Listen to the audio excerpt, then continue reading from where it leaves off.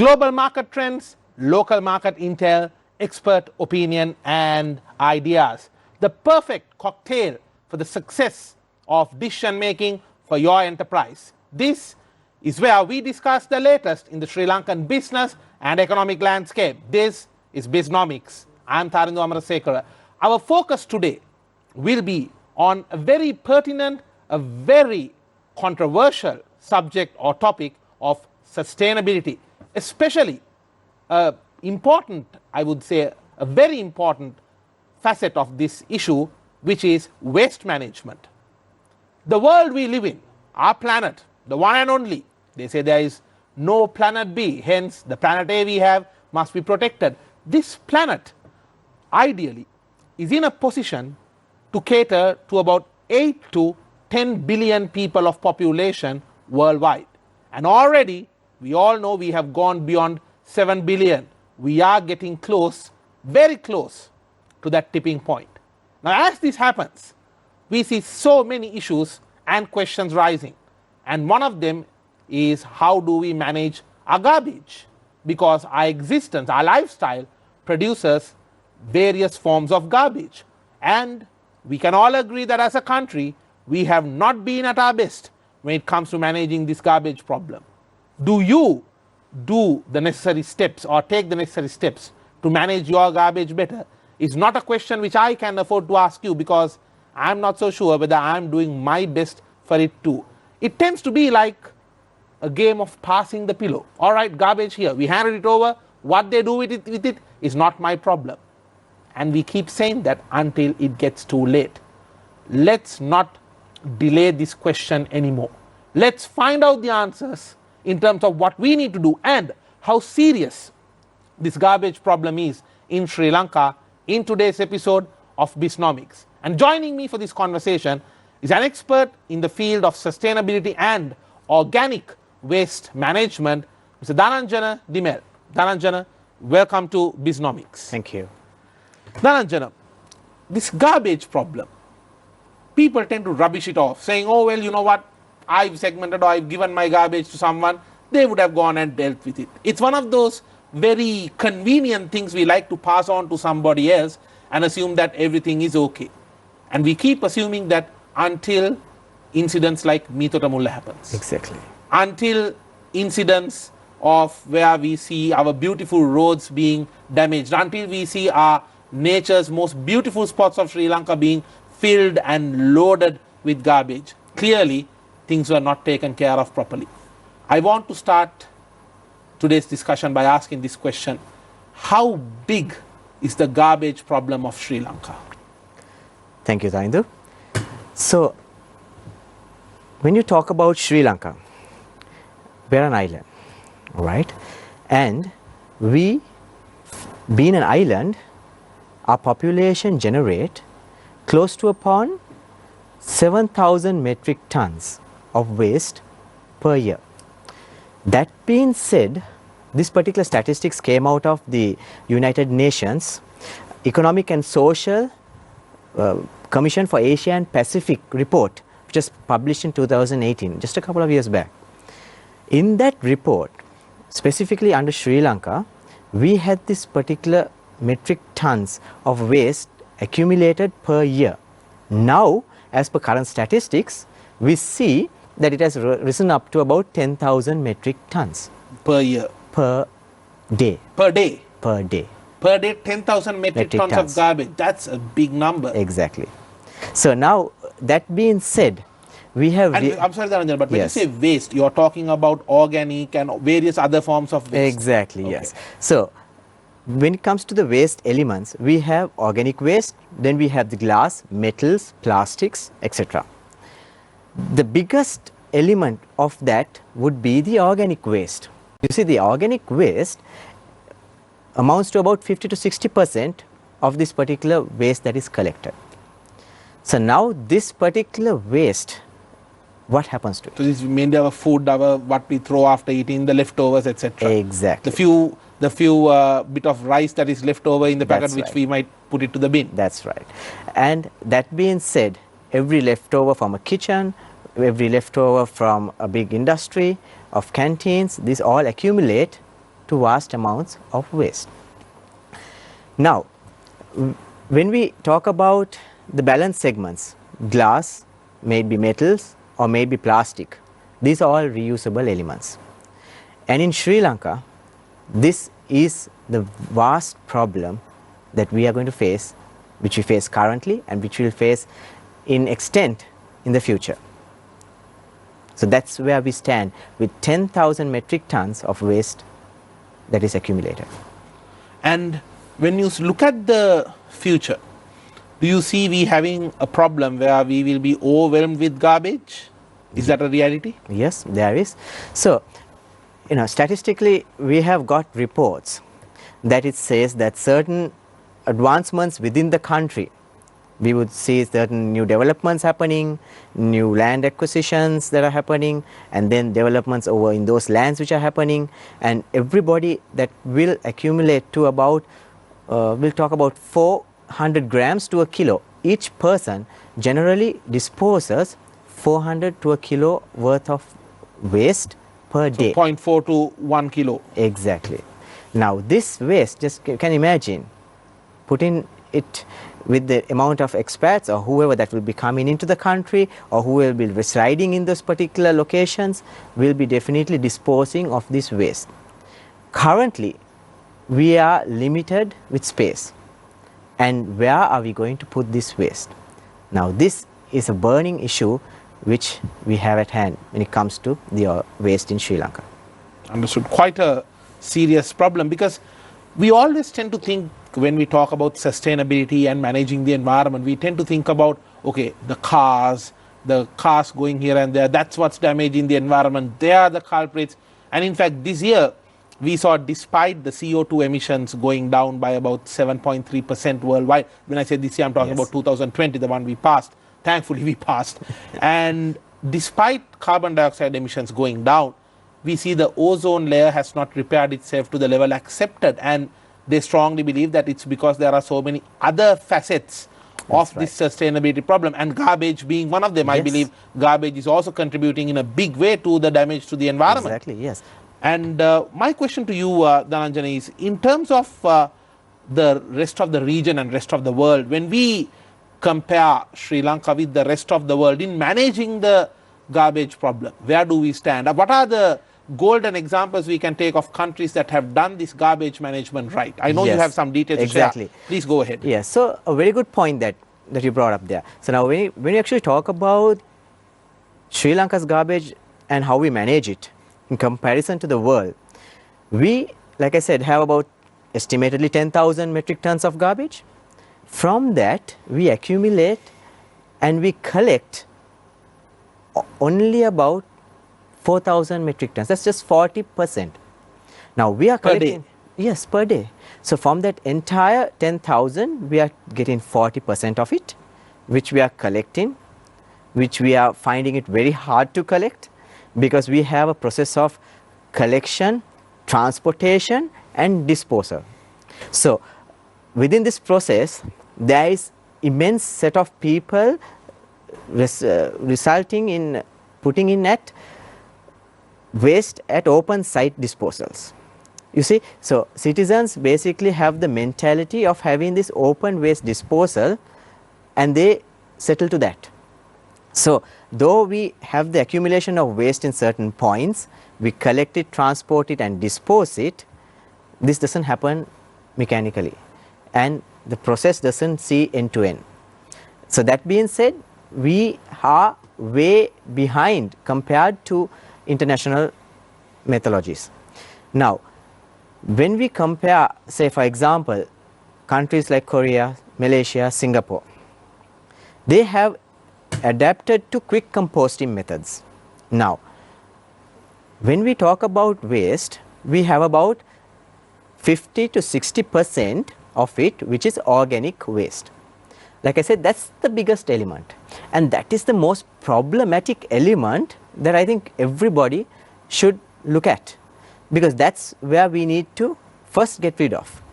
The balance element, like I said, glass, paper, wood, plastics can definitely be melted down and reproduced, and it can be reused, right? So that being set aside, what are we going to do with this 50%, the 60% that accumulates, right? So what basically advanced countries do right now is they have adapted to quick composting. Quick composting is basically they take up machinery that is the size of starting from a size of a generator to big conveyor plants, and they convert the organic waste at the site that it gets generated. So solution then and there, it's done.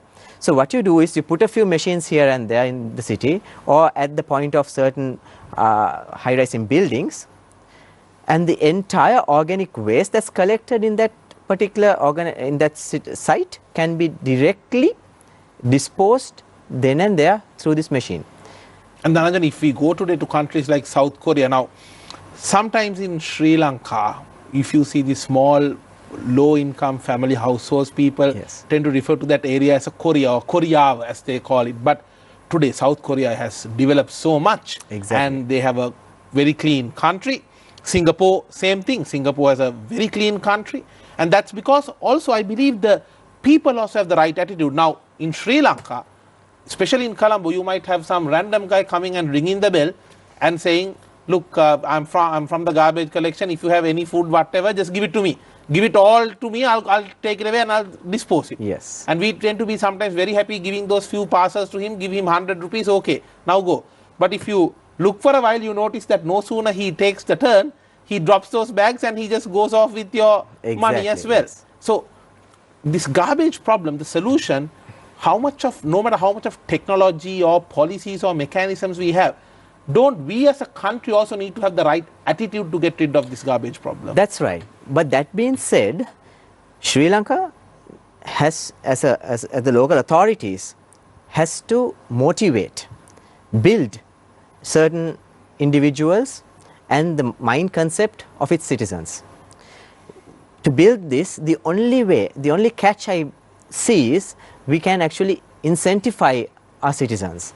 You see, like I said, in Korea, they place these machines in certain points, and it works on a token system where when a citizen comes and disposes their organic waste into this machine, they earn a number of points, and that in return at the end of the year gets deducted from their tax that they need to pay. So it's a win-win situation. The local authorities gets the organic waste disposed at site itself, plus the citizen has a working mechanism to dispose their own waste at site. So if you do the right thing, you also get incentivized. Exactly.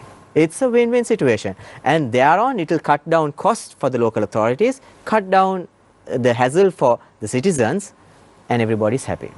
Understood. So it's simply as that. So we need to adapt our mindsets, and we need to, it's not enough telling a certain person, okay, you need to do this, but what motivates them to do it? What takes them that extra mile to do it? Yes, you give them that, then they will accomplish it. So we need to assist citizens, give them the structural mechanism to proceed in disposing their waste, then the job is done. Fully understood. Because we even see some of the high-rise buildings which are coming up, no matter how many apartments are there, they don't seem to be having a proper plan on how to get rid of the garbage. I mean, that's most of the time, because this is a problem, in my view, for which the solution has to be built in the design itself. Right. The design of our buildings, the design of our lifestyle, it has to be built in. And I don't see that. It's more like the firefighting we see. Okay, if there's too much garbage, let's do something about it. And that is not the way forward, as you very correctly said as well. Dhananjana, let's talk about industrial garbage and garbage from homes. Who is the bigger culprit here? And most importantly, what kind of garbage is the real issue? Because as you said, we have organic, then we have the non-organic ones like plastics and various other stuff. Let's talk about garbage in general, because plastics is also a huge concern. We Definitely. keep talking about recycling, we keep talking about finding alternative usages, but still, day in, day out, plastic keeps getting added. And yes. If you look at, I mean, I'll share a personal experience with you. Last year, or I would say year before, 2019, when I went for a beach cleanup, there were all these tiny microplastic pieces that gets washed up the shore. And we would, with a lot of energy, we will take it all up and then we will put it to the bags and get rid of it. But with every wave, there is more tiny pieces, with every wave, mind, not every day, not every hour, not every minute, with every wave, I saw tiny, small pieces of plastic getting washed up the shore, much more than what was there before. And then I read upon the fact that there is more garbage in our ocean than in our planet itself. Correct. We are clearly having a major problem here. But coming back to my earlier question, industrial garbage versus garbage from homes, who is the bigger culprit and what kind of garbage is a bigger issue the way you see it? Yes. So, statistically speaking, both industries contribute the same. You mean industries and homes? Exactly. Are you saying my small apartment is an equal culprit in the garbage problem like some of the big conglomerate companies? Exactly. Because now say a certain individual's apartment or a house will generate a certain number of garbage per day. This is all taken together, accumulated in one location, and if you weigh the garbage that comes down from a certain organization or institute or an industry to the amount of garbage that accumulates in a certain area, it's almost the same. So we have to be very careful that from that particular garbage, like you said, you mentioned that we get plastics which are just disposed irresponsibly, which washes right through the shore and comes back to us, right? And then we have the organic waste which is just dumped in locations and left to rot. So it's a scarcity actually, so we need to get through that. Now like I want to emphasize, the urbanization in certain areas will definitely affect in this particular matter. And we are, I mean, the way I understand, sorry to interrupt, yes. but the more urbanized a nation is, garbage problem gets worse. Exactly. Because our lifestyle become very artificial, I would say. That's right. And we are dependent on so many other external inputs. But Dhananjana, we already have a big enough garbage problem with only 18 to 20% of our population being urbanized. Yes. With more and more people moving into the urban sector, and they believe that in a few years' time, 50% of the world will be living in urban areas. Exactly. And already, even in Sri Lanka, we have 80% rural area, means more people, there is more expansion of urbanization happening. Doesn't this mean that we are having a major problem, but we are only at the tip of the iceberg? That's right. So that's where we actually have to start thinking now for tomorrow. If we don't right now get into a policy, or if we don't right now put in legislations that control this matter, we'll be walking on garbage. We'll be walking on garbage very soon. This is a serious matter we need to address. And that's why we actually plea from the local authorities, from the senior governments, that to take this measure in hand, use technologies that the world has to offer, invest in those, than the traditional methodologies of, going with the traditional composting methods, the traditional methods of reusing or recycling plastics, glass, metals. Let's do away with it. There's an immense number of technologies available in the world. Let's invest in them, bring them in, and give our citizens a systematic method of disposing their waste. This will eradicate it at site. That's why I emphasize on site. At the origin itself. At the origin itself, we'll finish this off. And then there will be not a need to take this garbage, to use manpower to transport it to another point, and then to see to its composting or to its recycling and segregation.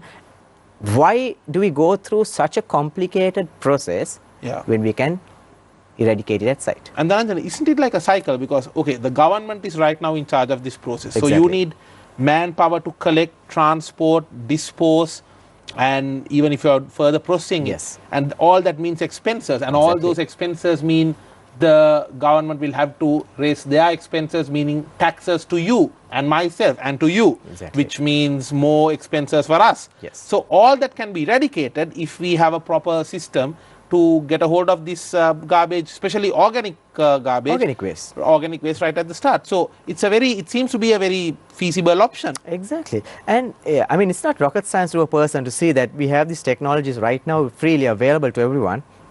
And in our country, we have currently put down this particular technology, and we have brought it in, and we have educated us people with it, and we have the resources to implement it in our country. And the technologies are available within our scope.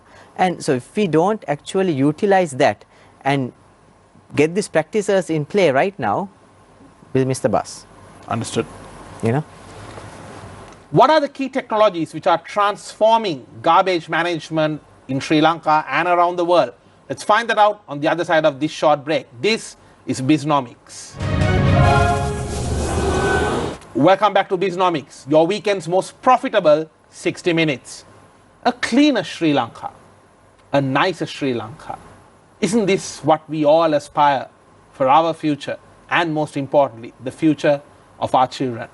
But are we doing the necessary things? Are we taking the necessary steps to make that a reality?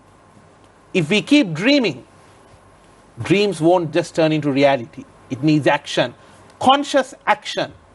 Proper policies is indeed required to make our dreams a reality from a business perspective, from an economic perspective.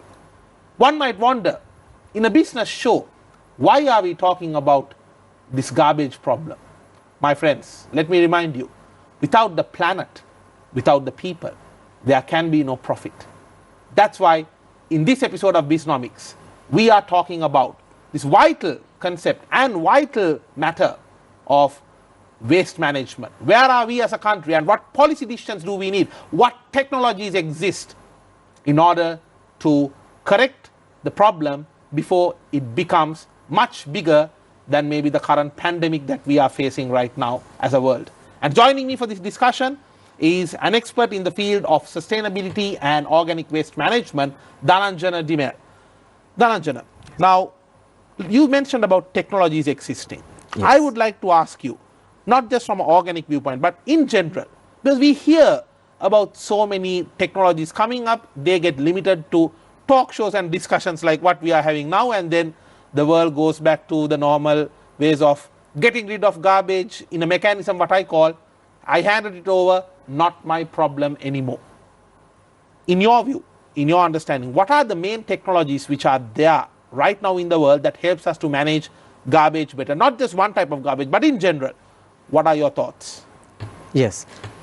So when we talk about waste, right, we have, like I said, waste that can be recycled, waste that will take decades, left alone centuries to decompose. Like the plastics and polythenes. Exactly. And all that. And then we have the anaerobic digestion, where waste gets decomposed with the reduction of air by microorganisms itself. So these are the three elements we are looking at. And when you say technologies, all technologies come down under recycling.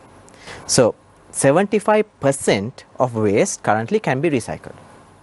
That being said, this recycle process is not limited to just remolding, reprocessing plastics, reheating and putting down glass back into a different form, and then reprocessing paper and back into cardboard.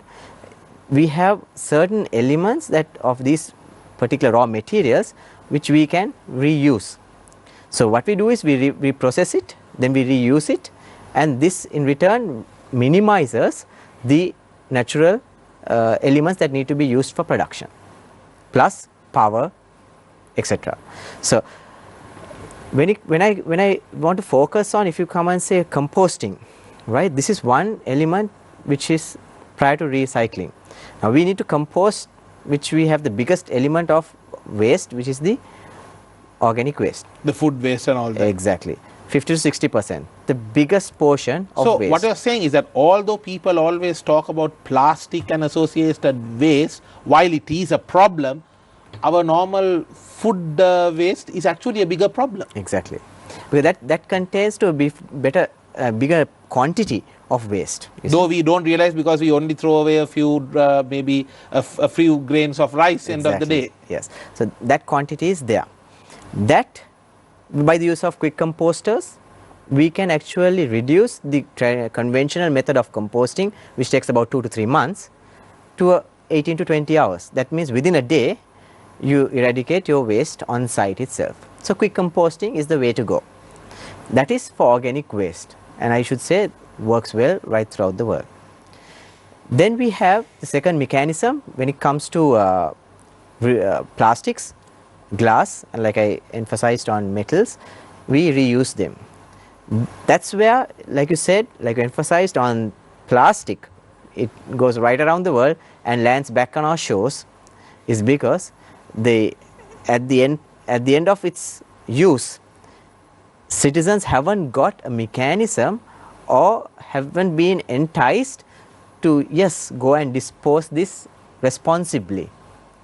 So if they did, then we put in a mechanism from local authorities to reuse this, to recycle this plastic, and it's back into the shelves or into a certain usable form without being disposed into oceans and landfills irresponsibly. Now, Dhananjana, having said that, we have seen some technologies even in Sri Lanka, some Sri Lankans developing technologies where you can input your plastic bottle or your plastic, and in return you get some kind of reward. Yes. Technology is there, but why is adoption rate so slow? What is missing? Is it the will and the attitude of the public, or is it the direction from the government, or is it a mix of both? I should say a mix of both, and mainly the funding. When it comes to vast projects, and when it comes to the implementation of certain entities in Sri Lanka, we rely upon the local authorities, the government, for assistance. And in doing so, as and when the capability is available, is when the government will invest to certain projects. So that limitation is there as a cap towards imposing such a legislation, to imposing such technologies in certain areas. That's the main cap that, I mean, as citizens and investors face in Sri Lanka. So if in case we actually open out this particular can of worms and we look in deeply into it, you see, if we actually get the funding, there are many organizations that are open to look into this particular to work waste. with them. Exactly. I like the word you use, can of worms, because just like how we put garbage into a bin and we like to close the lid, Yes. this is also a problem that when it comes to talking about it, everyone is happy to just close the lid on it and assume it will magically go away, but That's right. it's not going to happen. Dhananjana, I want to talk about recycled garbage, because Yes. everyone is talking about it, and we hear about countries like Sweden that had actually started profiting from this recycled garbage. We see top beverage brands in the world that are making t-shirts out of the recycled plastics. We see top shoemakers in the world that are making shoes out of recycled shoes. This whole conscious aspect, and we sometimes call it upcycling, Yes. not just recycling, but we Yes. make sometimes better products out of it. Now, we hear about the usages, but in your view, for a business that is keen to get into maybe this whole aspect of recycled products, what are the usages for the recycled waste from different industries? Let's talk about organic, plastic, glass and paper, etc. Right. So when we actually look into the particular aspect of what are the usage of this particular recycled elements, if you take organic waste again to start off with, the biggest element, right, we have a necessity for organic fertilizer within the country. We currently are importing fertilizer, Correct. and if we have adequate fertilizer, that means we will have an adequate number of cultivations going on right throughout the country, right? So why not streamline this process? We have tons and tons of organic waste that we have adequate technology in the country. Matter of converting that organic waste into organic fertilizer, using that as a soil amendment, and sorting out this fertilizer concern. So that is where I look at recycling organic waste. Now when it comes to plastic, like you said, we have top-notch fabric designers, fabric generators, factories. The Sri Lankan cricket team's jersey for the 2019 World Cup was actually stitched out of such plastic. Fabric. Exactly, plastics.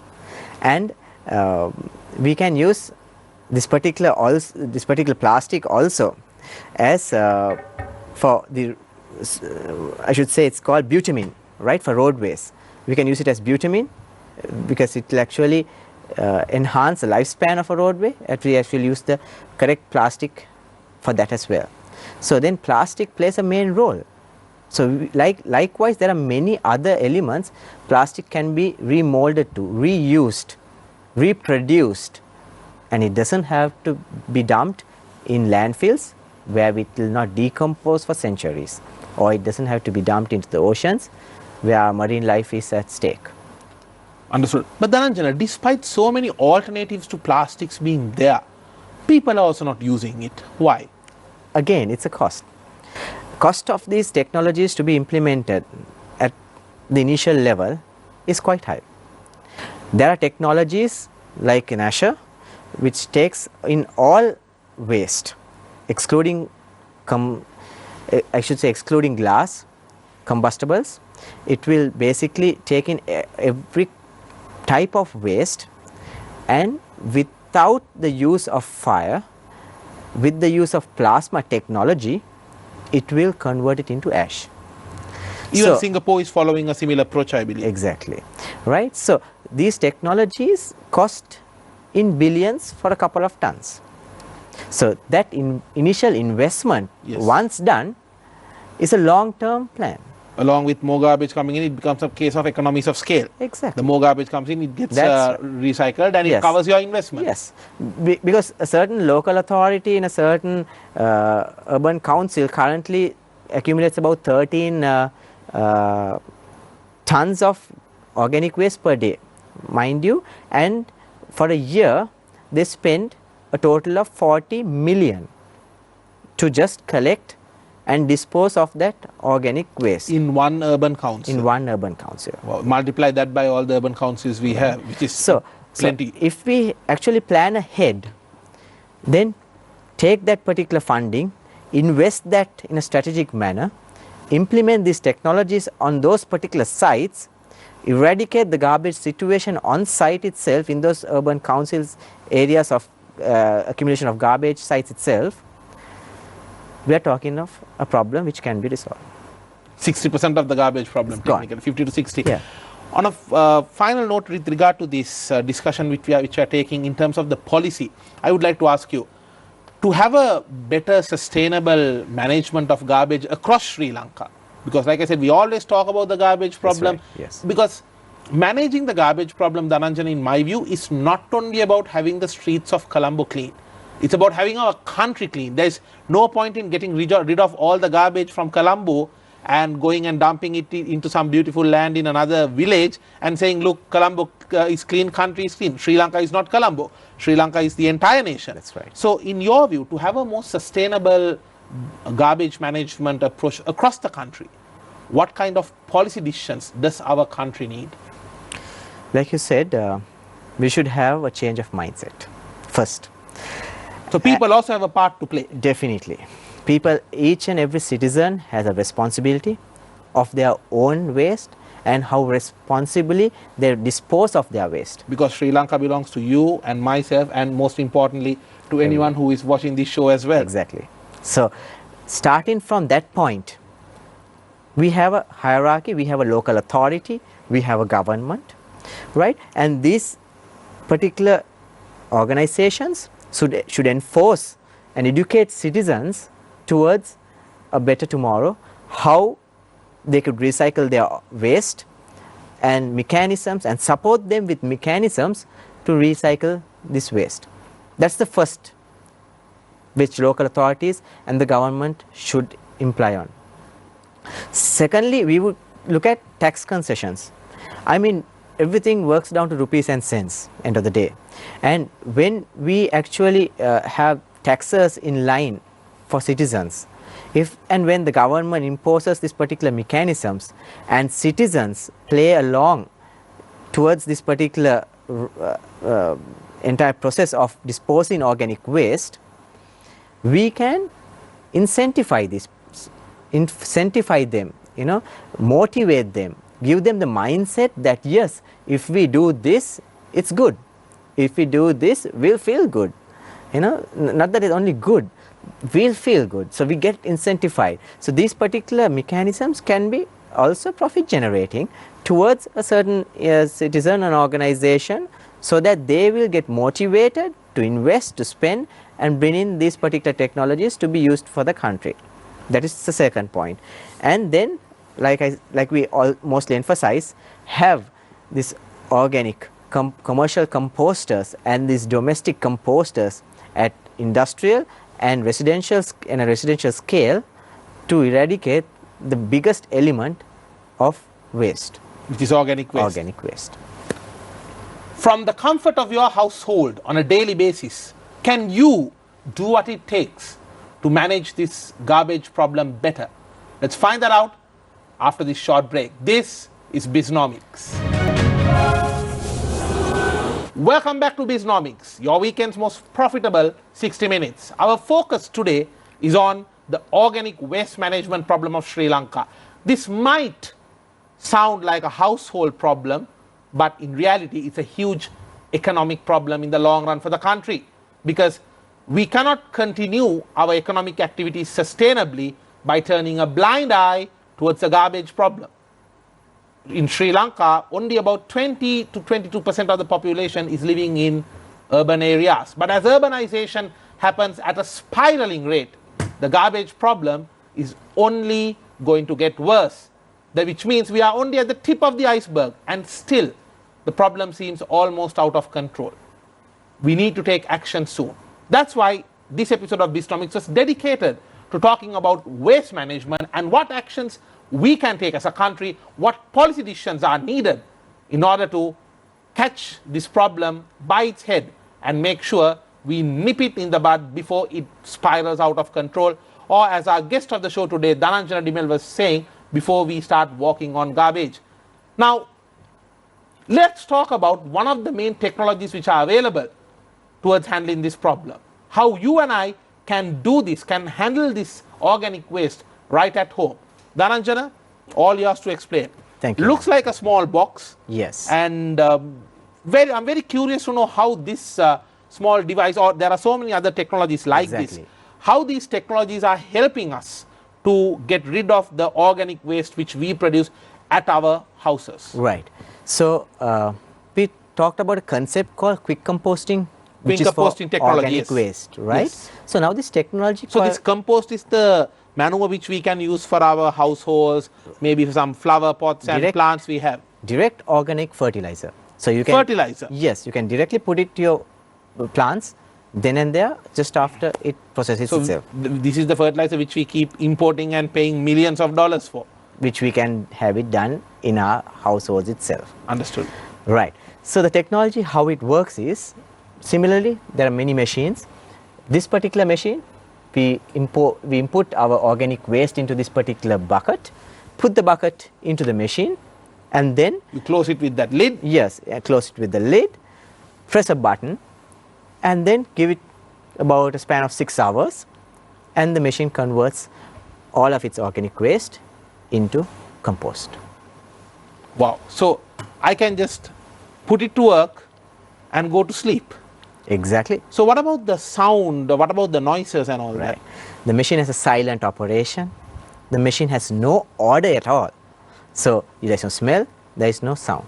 So you just put it on and forget about it. When you wake up in the morning, your organic waste is ready for you. And you mean the compost is ready for, yes, compost is ready for me. All right. Now, Dhananjana, what about the problems like now when using a technology like this? I've read about how these quick composting technologies have been used in so many foreign countries as well, like even countries like South Korea and all that.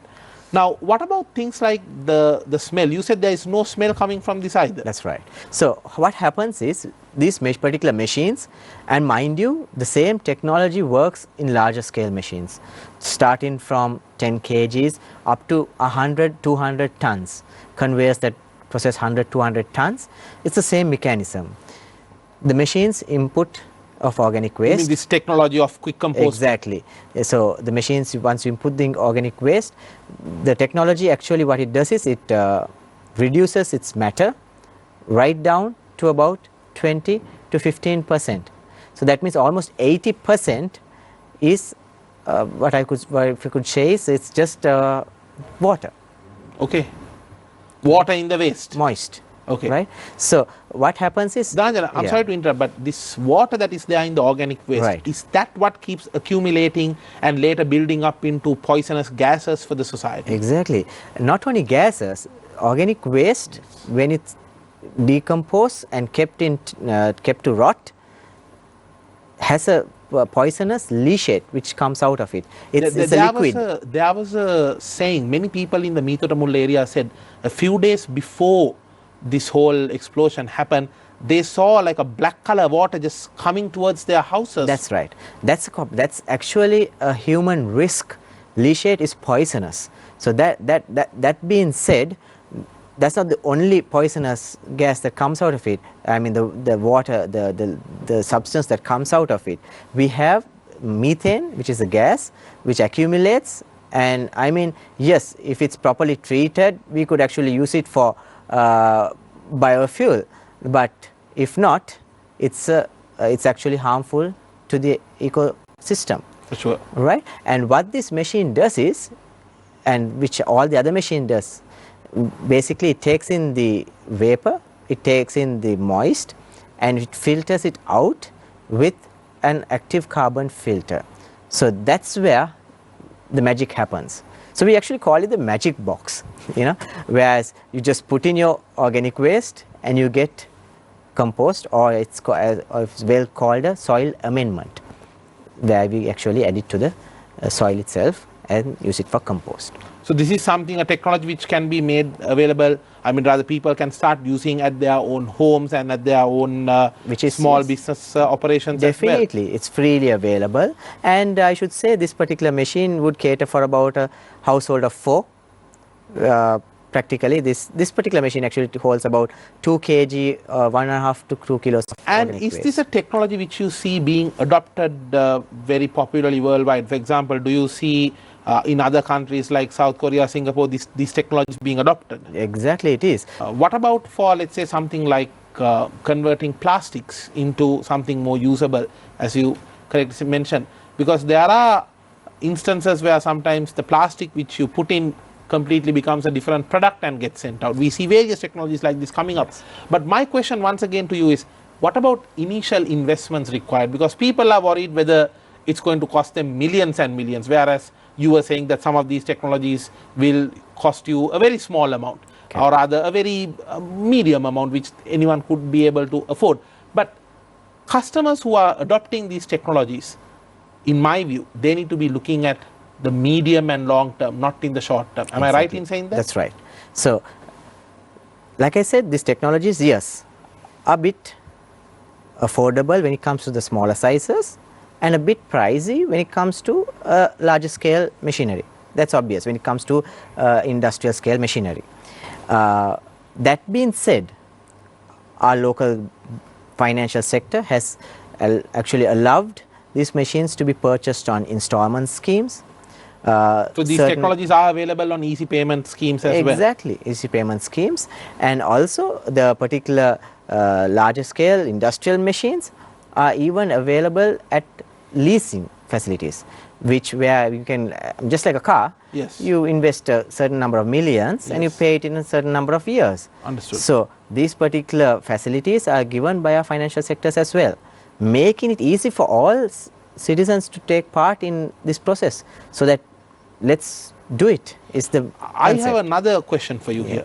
Isn't this also an economic opportunity? With these technologies being available in the country, can't we have Sri Lankan tech companies coming up, building similar technologies, creating professionals with knowledge, professionals like you coming forward, professionals who are technically skilled, using their technical skills and competencies towards building better garbage management solutions, can't we then start exporting some of these technologies to the rest of the world? Isn't that an economic opportunity? Because the whole world today is talking about sustainable living, talking about waste management, organic waste management, at a time when the whole world is talking about it. Is this not a golden opportunity for some of our sustainability professionals and technology professionals? What do you think? Definitely. And the good news is this particular machinery and technology is currently in Sri Lanka, and we are right now doing the production and manufacturing of these particular machines. So we are at a point. So Sri Lanka is coming forward in this. Yes, we are at a point now that we can actually give out to the entire world this particular technology and machinery manufactured in Sri Lanka, which will take our name, our brand, and not only that, save the ecosystem. Absolutely. So there's a lot of talk, but no action, talk only policy won't really be helping in terms of garbage management. The way you see it, people need to come forward, adopt these technologies. That's right. And Dhananjana, on a final note, I would like to hear your thoughts on what we as a country, the country is watching what you are saying right now, the nation needs to hear this from you. What do the people of this country need to do to come forward and set a better example for our future generations on how we today managed our garbage better? Because I believe that will define the future of our children. Exactly. So we cannot proceed this way. We have to definitely change our mindset. As Greta Thunberg said, where she very openly said, our house is on fire. And now you're saying that our house is also full of garbage. Exactly. So change your mindset, change your heart, work towards a better tomorrow. That's what I can always say. And then adapt to new technologies and learn and save our country from this devastating garbage situation. That's what I can say. Some very important and a very pertinent comment there, Dhananjana. No economy or business ecosystem can survive when profit takes over planet and people. Especially, there is no chance that good professionals, good people can survive on a sick, unclean planet.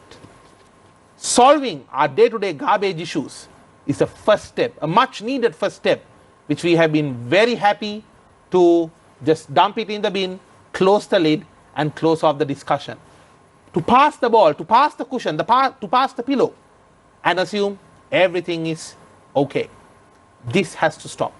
And as we discussed today on Bisnomics, taking the right measures to handle our garbage better requires a change of policy from the government, a change of attitude from the citizens.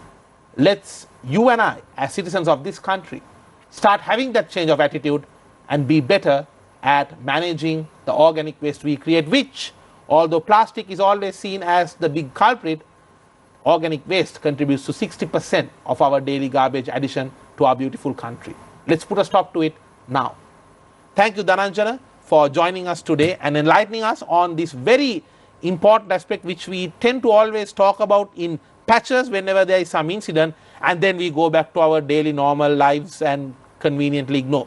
Thank you for reminding us how serious the problem is, and let's hope we all take the necessary steps to avoid making a situation where we will be ending up walking on garbage in the future. Thank you, Sahinder. Save the planet, do what's right for our environment. This was the echoing message of today's discussion. I hope that you will take to heart and you will do what's right to ensure that a cleaner, a better, safer Sri Lanka is what we reward our future generations with. I will see you soon with the next episode of Bisnomics.